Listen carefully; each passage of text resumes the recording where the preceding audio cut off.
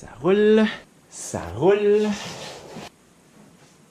Petit truc ici à la Guerrilla Movie que je vous partage, en clapant ainsi de mes mains, ça va me permettre d'avoir un repère auditif, un repère sonore qui, au montage, va m'aider grandement pour faire la synchronisation des deux caméras.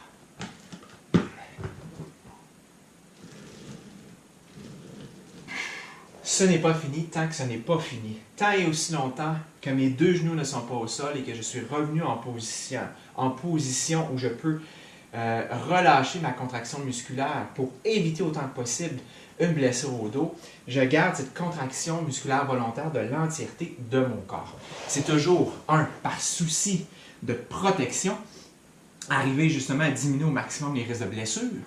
C'est aussi pour maximiser la performance, le contrôle moteur, la coordination et la force. Ici, c'est une excellente façon de travailler à la fois son bracing, sa capacité à bien engager l'ensemble des muscles abdominaux pour avoir ce corps engagé du pubis jusqu'au niveau des pectoraux environ, tout le long du dos également, sur les côtés. Donc, c'est d'arriver à créer ce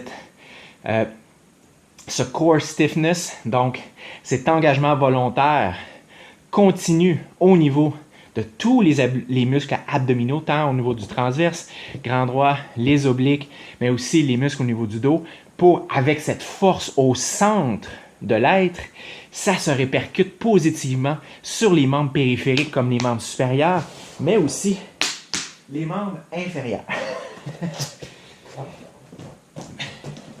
Vous aurez peut-être remarqué, je fais peu de répétitions. Je valorise ici, avant toute chose, la qualité de chacun de mes mouvements. Le contrôle volontaire musculaire, c'est-à-dire que je me concentre sur chaque portion de l'entièreté du mouvement pour arriver à bien recruter des pieds à la tête, maintenir l'engagement des muscles des jambes, maintenir cette pression intra-abdominale au niveau du corps des abdominaux, maintenir les muscles du dos, des bras parfaitement engagés ou en tout cas le mieux possible. Et sur ces plaques rotatives qui créent beaucoup d'instabilité, ça me permet aussi de travailler beaucoup au niveau de la mobilité articulaire de l'épaule tout en maintenant mon engagement du corps et d'arriver aussi à agripper lorsque je redescends avec mes doigts. Même chose au niveau de mes orteils dans le bloc au mur. Et donc, à ce moment-là, j'ai vraiment cette sensation, cette perception corporelle d'engagement de mon corps tout entier. Évidemment, c'est un exercice qui demande beaucoup au niveau du système nerveux. Donc, à ce moment-là, c'est vraiment ce genre d'exercice-là. C'est peu de répétitions, c'est la qualité, la qualité, la qualité. De toute façon, ça devrait toujours, selon moi, être l'élément primordial, la qualité. Et par la suite, bâtir avec la quantité de l'endurance, de la résistance.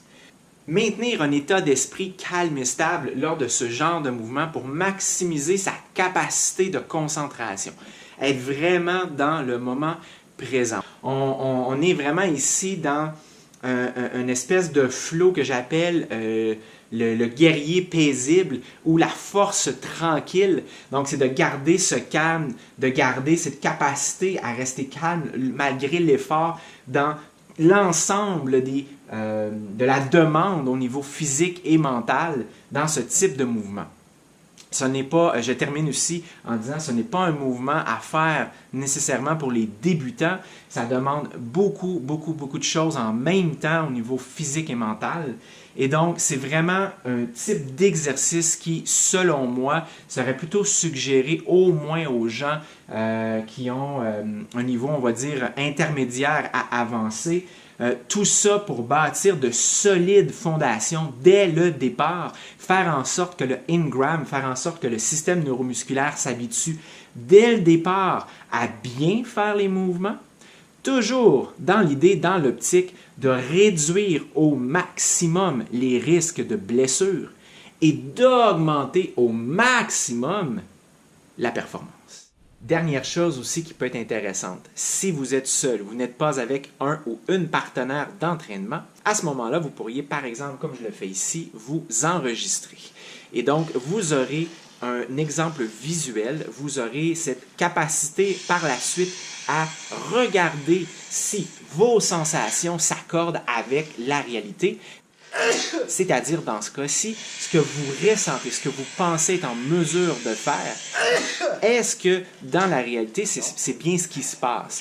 Est-ce que vous voyez des chaînes de dysfonction musculaire? Est-ce que vous voyez des chaînes de compensation musculaire lors du mouvement? Est-ce que la qualité du mouvement diminue à mesure que la fatigue, elle, augmente? Bref, cet enregistrement pourra vous permettre justement de vous améliorer, de regarder où sont les choses à changer, les choses à améliorer.